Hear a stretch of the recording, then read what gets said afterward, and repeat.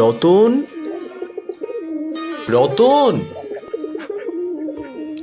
আমাকে ডাকছো দাদাবাবু? এ কি, তুমি কোথায় চললে দাদাবাবু?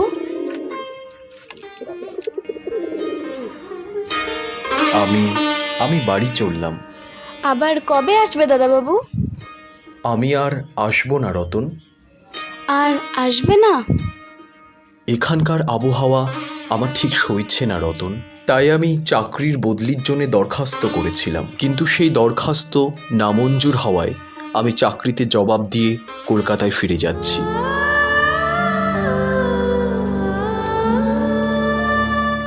দাদাবাবু, আমাকে তোমার সঙ্গে তোমাদের বাড়ি নিয়ে যাবে? আমাদের বাড়ি? কিন্তু সে কি করে হবে রতন? রতন, তোকে কিছু চিন্তা করতে হবে না।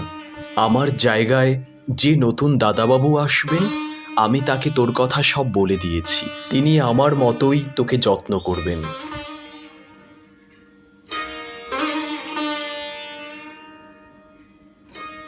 রতন, আমি তোকে কখনো কিছু দিতে পারিনি। আজ যাবার সময় তোকে কিছু দিয়ে গেলাম।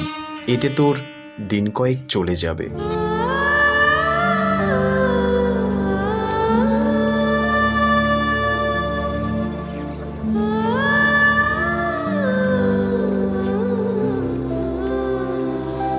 তোমার দুটি পায়ে পড়ি দাদাবাবু, আমার জন্য কাউকে কিচ্ছু ভাবতে হবে না। তোমাকে কিচ্ছু দিতে হবে না দাদাবাবু, আমাকে নিয়ে কাউকে কিচ্ছু ভাবতে হবে না।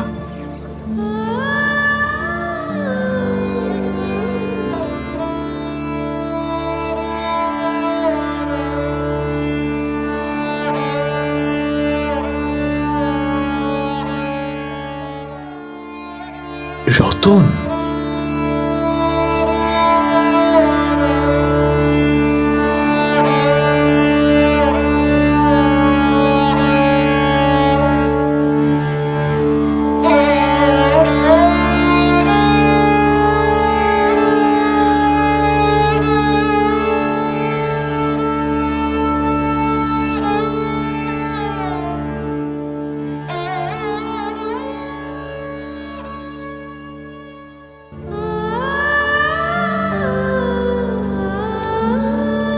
রতন, আমি তোকে একটু একটু করে লেখাপড়া শেখাবো।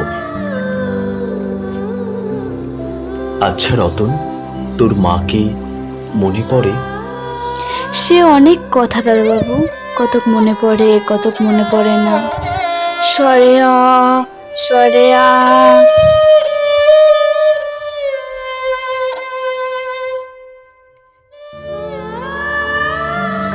শরীরটা ভালো বোধ হচ্ছে না। দেখ তো আমার কপালে হাত দিয়ে। দাদাবাবু, একটুখানি ভালো বোধ হচ্ছে কি?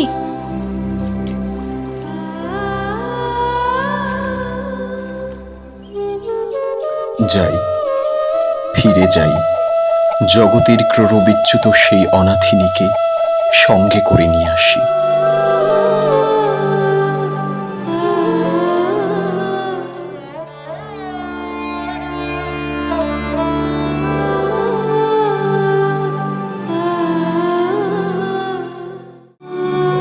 আমাদের বাড়ি? কিন্তু কিন্তু সে কি করে হবে রতন? না থাক, জীবনে এমন কত বিচ্ছেদ, কত মৃত্যু আছে, ফিরে ফল কি?